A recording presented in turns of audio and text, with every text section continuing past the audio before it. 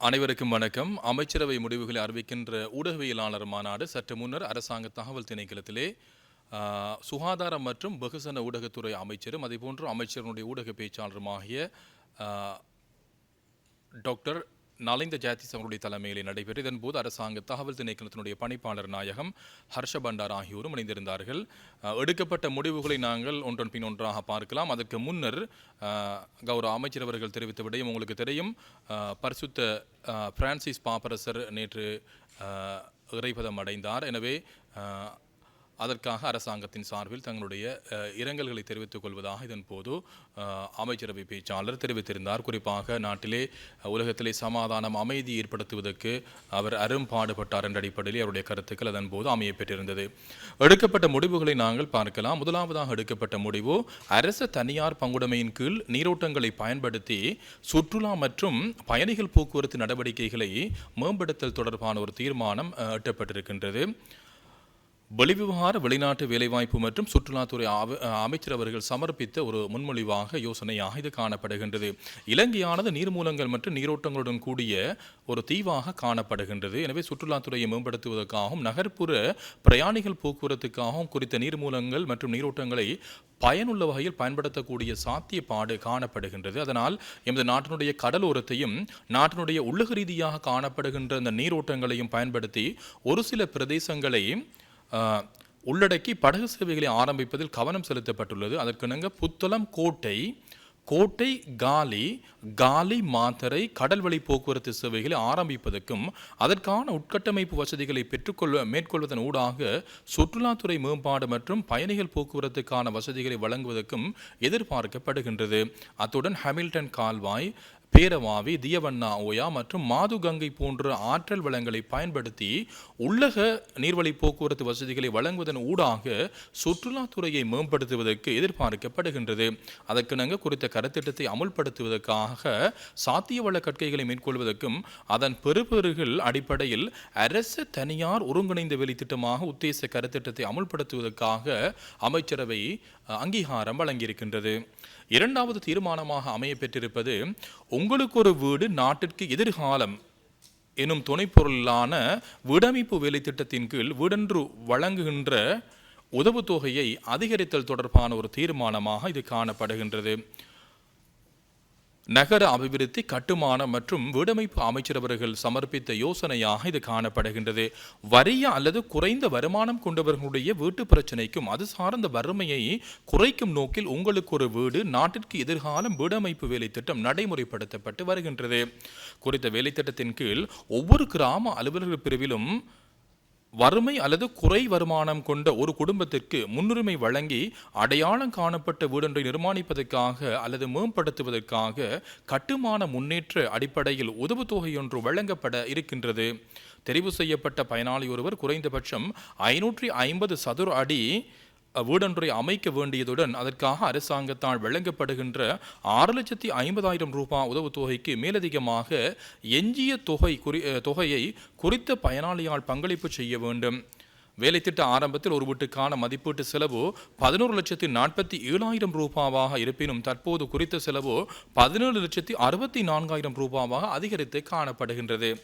அரசனுடைய உதவுத்தொகைக்கு மேலதிகமாக எஞ்சிய தொகையை பங்களிப்பு செய்வதற்கு தேர்ந்தெடுக்கப்படுகின்ற பயனாளிகளுடைய பொருளாதார நிலைமைக்கு அமைய இயலுமை இன்மையால் தற்போது வீடொன்றுக்கு வழங்கப்படுகின்ற 6,50,000 ரூபாவை அரச உதவுத்தொகையை 10 லட்சம் ரூபாய் வரை அதிகரிப்பதற்காக நகர அபிவிருத்தி, கட்டுமான மற்றும் வீடமைப்பு அமைச்சர் அவர்கள் சமர்ப்பித்த யோசனைக்கும் அமைச்சரவை அங்கீகாரம் வழங்கியிருக்கின்றது. மூன்றாவது தீர்மானமாக அமைய பெற்றிருப்பது ஆஸ்திரேலியாவினுடைய மெல்பேர்ன் விமான நிலையத்தில் ஸ்ரீலங்கன் விமான சேவைக்கான தரையிறக்க சேவை விநியோகத்துக்கான ஒப்பந்தத்தை வழங்கல் தொடர்பான ஒரு தீர்மானமாக இது காணப்படுகின்றது. ஆஸ்திரேலியாவினுடைய மெல்போர்ன் விமான நிலையத்தில் ஸ்ரீலங்கன் விமான சேவைக்கான தரையிறக்க சேவை விநியோகத்துக்கான ஒப்பந்தம் 2025 6ஆம் மாதம் 30ஆம் தேதியோடு முடிவடைகின்றது. ஆகவே எதிர்வரும் 3 ஆண்டுகளுக்கான தரையிறக்க சேவைகளை வழங்குவதற்காக மட்டுப்படுத்தப்பட்ட சர்வதேச போட்டி விலைமுறை கோரப்பட்டுள்ளது. அதற்காக சமர்ப்பிக்கப்பட்டிருந்த 4 விலை மனுக்களை மீளாய்வு செய்த பின்னர் குறித்த ஒப்பந்தத்தை டெனேட்டா ஏர்போர்ட் சர்வீசஸ் PRTY லிமிடெட்டுக்கு வழங்குவதற்கு உயர்மட்ட நிரந்தர பெருகை குழு விதந்திரைத்துள்ளது.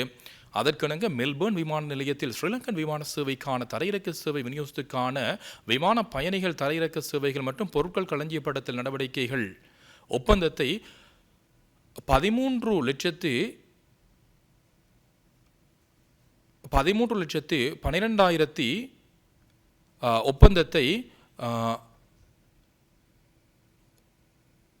ஒப்பந்தத்தை வழங்குவதற்குரிய மதிப்பீட்டு செலவு குறித்த கம்பெனிக்கு வழங்குவதற்கு அமைச்சரவை அங்கீகாரம் வழங்கியிருக்கின்றது. அந்த அடிப்படையிலே அது 13,12,000 அந்த ஒப்பந்தம் கூடுதல் $AUD மதிப்பீட்டுக்கு செலவுக்கு ஏற்புடையதாக காணப்படுகின்றது. அதனுடைய பெறுமதியாக காணப்படுவது பெறுமதியாக 13,12,000 குறிப்பிட்ட தொகைக்கு மேலதிகமாக காணப்படுகின்றது. அடுத்ததாக காணப்படுவது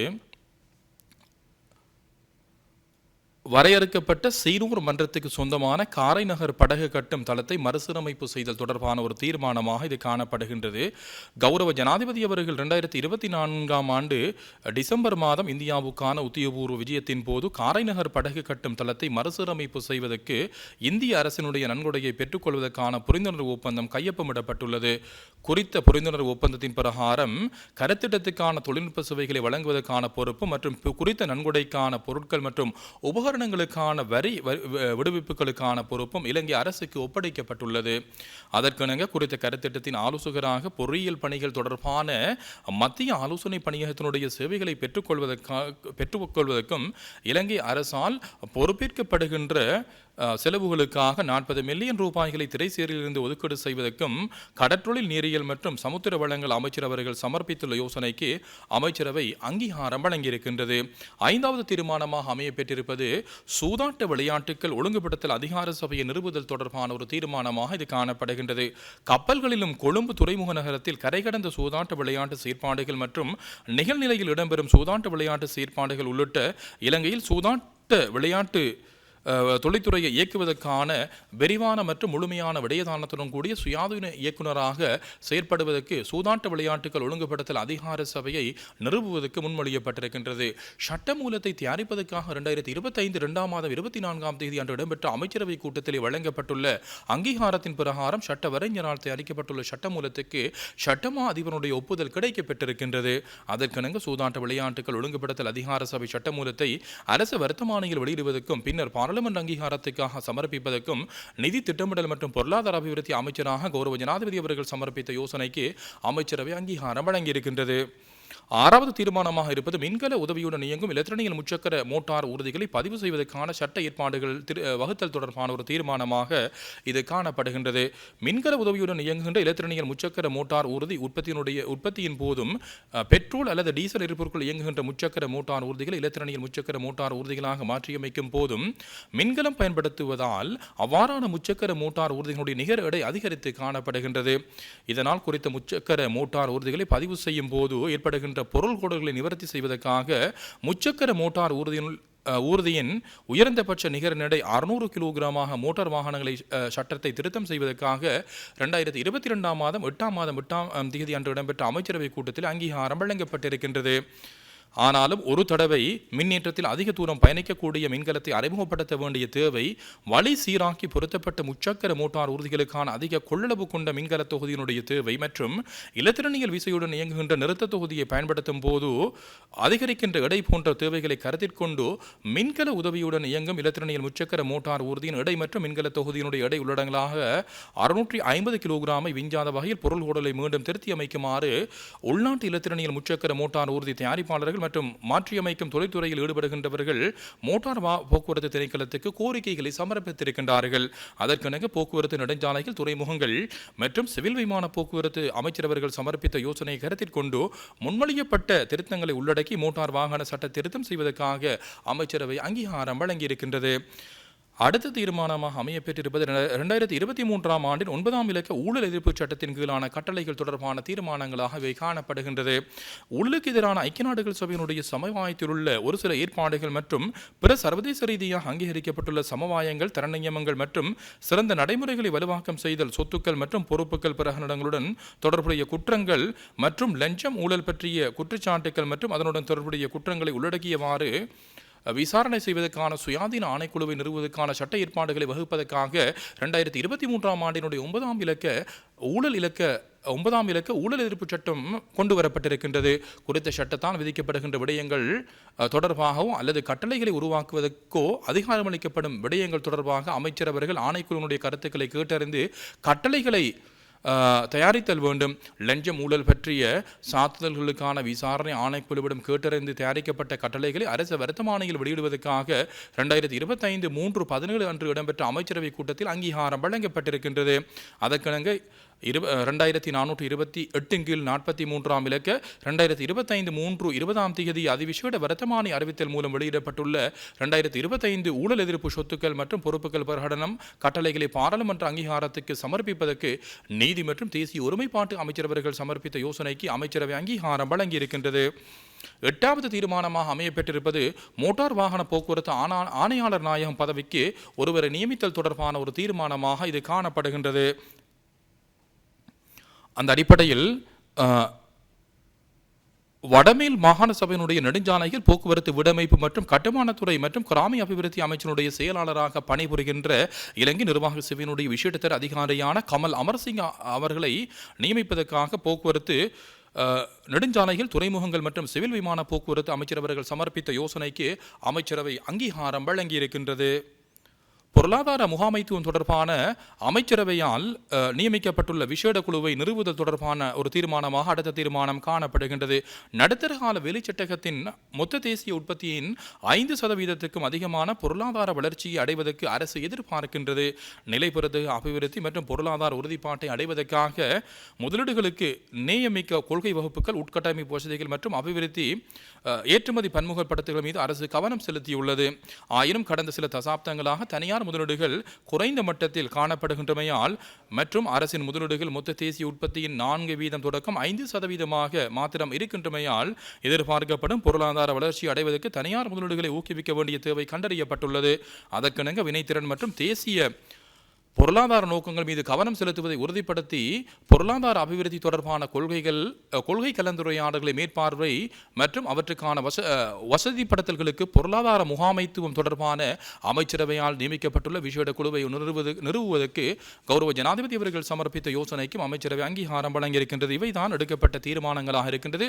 ஊடகவியலாளர்கள் அமைச்சரவை பேச்சாளரிடம் அல்லது சுகாதார மற்றும் வெகுஜன ஊடகத்துறை அமைச்சரிடம் பல கேள்விகளை தொடுத்திருந்தார்கள். அது தொடர்பான விடயங்களை நாங்கள் சுருக்கமான முறையிலே பார்க்கலாம்.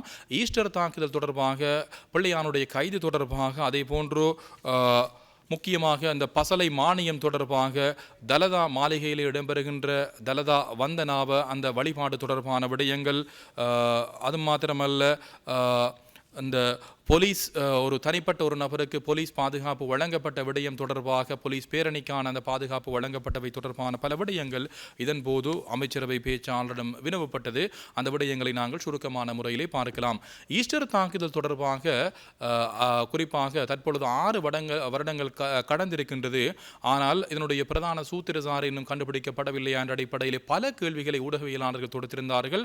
அமைச்சரவை பேச்சாளர் குறிப்பிட்ட விடயம் தற்பொழுது விசாரணைகள் துரிதமான முறையில் மேற்கொண்டு வருகின்றது. கடந்த 5.5 வருட காலமாக அதாவது இருந்த அரசாங்கங்கள் அவற்றை கீழடிப்பு செய்திருந்தது அல்லது அவற்றை அந்த விடயத்தை முன்கொண்டு செல்லவில்லை. தற்பொழுது குறிப்பாக துரிதமான முறையிலே குற்றப்புலனாய்வு திணைக்களத்தினுடைய அதிகாரிகள் அல்லது அது தொடர்பான சிரேஷ்ட நிபுணத்துவம் பெற்றவர்கள் ஈடுபடுத்தப்பட்டு அந்த விசாரணைகள் மும்முரமான முறையில் மேற்கொள்ளப்பட்டு வருவதாக இதன் போது குறிப்பிடப்பட்டது. எனவே இந்த விடயம் தொடர்பிலே எதிர்க்கட்சிகள் குழப்பமடைய வேண்டிய அவசியம் கிடையாது என்ற அடிப்படையிலே அமைச்சரவை பேச்சாளர் இதன் போது தெரிவித்திருந்தார். அடுத்ததாக பிள்ளையானுடைய கைது தொடர்பாக இதன்போது வினவப்பட்டது. அவர் குறிப்பாக கிழக்கு பல்கலைக்கழகத்தினுடைய முன்னாள் உபவேந்தரை கடத்திய குற்றச்சாட்டு மாத்திரமல்ல, இன்னும் பல விடயங்கள் குற்றச்சாட்டுகளோடு அவர் தொடர்பு பட்டுள்ளதாக இதன்போது அமைச்சரவை பேச்சாளர் தெரிவித்திருந்தார். அந்த விடயங்கள் காலக்கிரமத்திலே விசாரணைகளுக்கு பின்னர் அவை வெளிக்கொணரப்படும் என்றும் இதன்போது அமைச்சரவை பேச்சாளர் இதன்போது தெரிவித்திருந்தார். அந்த விடயங்கள் ஒன்றுடன் தொடர்பு பட்டதாக காணப்படுவதாகவும் இதன்போது அமைச்சரவை பேச்சாளர் இதன்போது தெரிவித்திருந்தார். அடுத்ததாக தலதா மாளிகையிலே விஐபி, அதாவது விசேட விருந்தினர்களுக்கான ஒரு வரிசை ஒன்று ஏற்படுத்தப்பட்டுள்ளதாக ஒரு ஊடகவியலாளர் இதன்போது கேள்வியை தொடுத்திருந்தார். தலதா மாளிகையிலே நடைபெறுகின்ற அந்த பூஜை வழிபாடுகளிலே குறிப்பாக விஐபி என்ற ஒரு விசேட வழி அல்லது விசேட ஏற்பாடு ஒன்று காணப்படவில்லை. அனைவரும் குறிப்பாக பொதுமக்களுக்காக ஏற்படுத்தப்பட்டுள்ள அந்த பாதையால் மாத்திரம்தான் அல்லது அந்த வழிபாதையால் மாத்திரம்தான் செல்ல முடியும் என்ற அடிப்படையிலே தான் இதன்போது அமைச்சரவை பேச்சாளர் அந்த விடயத்தை தெரிவித்திருந்தார். அடுத்ததாக குறிப்பாக என்பிபி அரசாங்கம் ஆட்சிக்கு வந்திருக்கின்றது, ஆனால் எரிபொருள் விலை குறைக்கப்படவில்லை, அதே போன்று மின்சார கட்டணம் குறைக்கப்படவில்லை என்று என்ற அடிப்படையில் ஒரு ஊடகவியலாளர் கேள்வியை தொடுத்திருந்தார். அரசாங்கம் தற்பொழுது 6 மாதம் ஆட்சிக்கு வந்திருக்கின்றது, காலம் கடந்திருக்கின்றது. உங்களுக்கு தெரியும், அதாவது எரிபொருள் விலை அதே போன்று மின் கட்டணத்திலே பாரிய விலை குறைப்புகள் மேற்கொள்ளப்பட்டிருக்கின்றது. அண்மையிலே இந்த குறிப்பாக உங்களுக்கு தெரியும், அதாவது தமிழ் சிங்கள புத்தாண்டை முன்னிட்டு குறிப்பாக மக்களுக்கு குறைந்த சலுகை விலையிலே பொருட்கள் வழங்கப்பட்டதாகவும் இதன்போது அமைச்சரவை பேச்சாளர் தெரிவித்திருந்தார். அது மாத்திரமல்ல, 30,000 பட்டதாரிகளை அரசு சேவையில் உள்ளிருப்பதற்கான வேலை திட்டம் தற்பொழுது நடைமுறைப்படுத்தப்பட்டு வருவதாகவும் குறிப்பிட்டதோடு சம்பள அதிகரிப்பும் அரசு உத்தியோகத்தர்களுக்கு வழங்கப்பட்டுள்ளதாகவும் இதன்போது ஞாபகப்படுத்தினார். அரசாங்கத்தினுடைய இந்த பசலை மானியம் தொடர்பாக இதன்போது வினவப்பட்டது. 6 லட்சம் ஹெக்டேர்களுக்கு இந்த பசலை மானியம் வழங்கப்பட இருக்கின்றதற்காக 13,600 மில்லியன் ரூபாய் அரசாங்கத்தால் ஒதுக்கப்பட்டிருக்கின்றது. பசலை மானியம் தாமதம் இல்லை. குறிப்பாக விவசாய விரிவாக்கல் உத்தியோகத்தருடைய அந்த தரவுகளுக்கு அமைய அந்த தகவல்கள் அனுப்பி வைக்கப்பட்ட மாவட்டங்களுக்கு அந்த பசலை மானியம் தற்பொழுது வழங்கப்பட்டிருக்கின்ற அந்த அடிப்படையில் 9 மாவட்டங்களுக்கு அவை விநியோகிக்கப்பட்டிருக்கின்றது. அந்த தகவல்கள் வருகின்ற அடிப்படையிலே தான் அவை விநியோகிக்கப்பட உள்ளதாக இதன்போது குறிப்பிட்டிருந்தார். ஒரு ஹெக்டேருக்கு வயல் நிலமாக இருந்தால் 25,000 ரூபாய், உயர்ந்தபட்சமாக 2 ஹெக்டேருக்கு அந்த உதவுத்தொகை வழங்கப்பட்டிருக்கின்றது. உப உணவு பயிராக இருந்தால் ஒரு ஹெக்டேருக்கு 15,000 ரூபாய் அடிப்படையில் உயர்ந்தபட்சமாக 2 ஹெக்டேர்களுக்கு அந்த பசலை மானியம் வழங்கப்பட உள்ளதாக இதன்போது குறிப்பிடப்பட்டது. போலீஸ் ஸ்கோட் வழங்கப்பட்ட விடயம் சம்பந்தப்பட்ட விடயமாகவும் இதன்போது வினவப்பட்டது. உண்மையிலே சாதாரண பிரஜைகளுக்காக மேற்கொண்ட ஒரு விடயமாக இதன்போது ஒரு ஊடகவியலாளர் வினவியிருந்தார். தற்பொழுது அரசியல்வாதிகளுக்கு அவ்வாறான பாதுகாப்பு வழங்கப்படுவது கிடையாது. இருப்பினும் இது தொடர்பான ஒரு போலீஸ் விசாரணை தற்பொழுது மேற்கொள்ளப்பட்டு வருகின்றது. எனவே அந்த விசாரணையின் அடிப்படையில் அந்த ஏற்பாடுகள் அல்லது அந்த நடவடிக்கைகள் எடுக்கப்படும் என்று இதன்போது அமைச்சரவை பேச்சாளர் இதன்போது தெரிவித்திருந்தார். அடுத்ததாக இந்தியா இலங்கையிற்கிடையே மேற்கொள்ளப்பட்ட அந்த புரிந்துணர்வு உடன்படிக்கை சம்பந்தமாக இதன்போது வினவப்பட்டது. அது பாராளுமன்றத்தில் சமர்ப்பிக்கப்பட இருக்கின்றது. பாராளுமன்றத்தில் சமர்ப்பிக்கப்பட்டதன் பின்னர் அந்த விடயங்கள் தொடர்பாக மக்களுக்கு அல்லது பொதுமக்களுக்கு அறியக்கூடிய வாய்ப்பு எட்டும் என்றும் இதன்போது அமைச்சரவை பேச்சாளர் இதன்போது தெரிவித்திருந்தார். அடுத்ததாக சிக்கன்குனியா, டெங்கு, வைரஸ் காய்ச்சல் உள்ளிட்ட பல நோய்கள் நாட்டிலே பல பிரதேசங்களில் பரவி வருகின்ற சுகாதார அமைச்சர் தொடர்பாக கவனம் செலுத்தியுள்ளதாகவும் இதன்போது குறிப்பிடப்பட்டது. அடுத்ததாக இன்சுலின் பற்றாக்குறை சம்பந்தமாக இதன்போது வினவப்பட்டது. எதிர்வருகின்ற செப்டம்பர் மாதம் வரை தேவையான இன்சுலின் தேவையான இருப்பிலே காணப்படுவதாக இதன்போது அமைச்சரவை பேச்சாளர் தெரிவித்திருந்தார். அடுத்ததாக கார்டினல் அவர்களுடைய இந்த 7 முன்மொழிவு தொடர்பாக இதன்போது வினவப்பட்டது. அரசாங்கம் அந்த தொடர்பிலே கவனம் செலுத்தி இருக்கின்றது. குறிப்பாக அமைச்சரவையிலே அந்த விடயங்களை கலந்துரையாடி அது தொடர்பான அரசாங்கத்தினுடைய நிலைப்பாட்டை வெளிக்கொணர உள்ளதாக இதன்போது அமைச்சரவை பேச்சாளர் தெரிவித்திருந்தார். அடுத்ததாக ஆன்லைன் சட்டம் தொடர்பாகவும் இதன்போது வினவப்பட்டது. அது தொடர்பான திருத்தங்கள் தற்பொழுது முன்னெடுக்கப்பட்டு வருகின்றது. எதிர்பார்க்கப்பட்ட அந்த ஆன்லைன் சட்டத்தை விட பாரிய மாற்றங்களுடன் அவை அடுத்த கட்ட நடவடிக்கை கொண்டு செல்லப்பட உள்ளதாக இதன்போது அமைச்சரவை பேச்சாளர் தெரிவித்திருந்தார். அடுத்ததாக ஜனாதிபதி அவர்கள் இந்த உள்ளூராட்சி மன்றங்களுக்கு தங்களுடைய அதிகாரத்தின் கீழ் வராத உள்ளூராட்சி மன்றங்களுக்கு நிதி வழங்க மாட்டார் என்ற அடிப்படையில் கருத்துக்களை தெரிவித்திருந்தார். அது தொடர்பாக இதன்போது வினவப்பட்டது. அவ்வாறு அவர் குறிப்பிடவில்லை. குறிப்பாக களவெடுக்கின்ற அல்லது கொள்ளையடிக்கின்ற அந்த சபைகளுக்கு நிதி வழங்கப்பட மாட்டாது. தற்போதைய அரசாங்கம் ஊழல், லஞ்சம் அதே போன்று அவற்றை ஒழித்து குறிப்பாக ஒரு சிறந்த சேவையை மக்களுக்கு வழங்கும் நோக்கின்ற அடிப்படையிலே தான் செயல்பட்டு வருகின்றது. எனவே களவெடுப்பவர்களுக்கு, கொள்ளையடிப்பவர்களுக்கு அந்த நிதி ஒதுக்கப்பட மாட்டாது என்ற அடிப்படையிலே தான் அந்த ஜனாதிபதி அந்த கருத்துக்களை பதிவிட்டதாகவும் சிறந்த முறையிலே வெளிப்படைத்தன்மையுடன் சேவை செய்யக்கூடிய அந்த சபைகளுக்கு அந்த நிதி வழங்கப்படும் என்ற அடிப்படையிலே தான் அமைச்சரவை பேச்சாளருடைய அந்த கருத்துக்கள் அமைந்திருந்தது. அவைதான் இன்று நடைபெற்ற அந்த அமைச்சரவை முடிவில் அறிவிக்கின்ற ஊடகவியலாளர் மாநாட்டிலே ஊடகவியலாளர் கேட்ட கேள்விகளும் பதில்களுமாக காணப்படுகின்றது. மீண்டும் ஒரு அமைச்சரவை முடிவில் அறிவிக்கின்ற ஊடகவியலாளர் சந்திப்பில் உங்கள் அனைவரையும் சந்திக்கும் வரை விடைபெற்றுக் கொள்கின்றோம். நன்றி, வணக்கம்.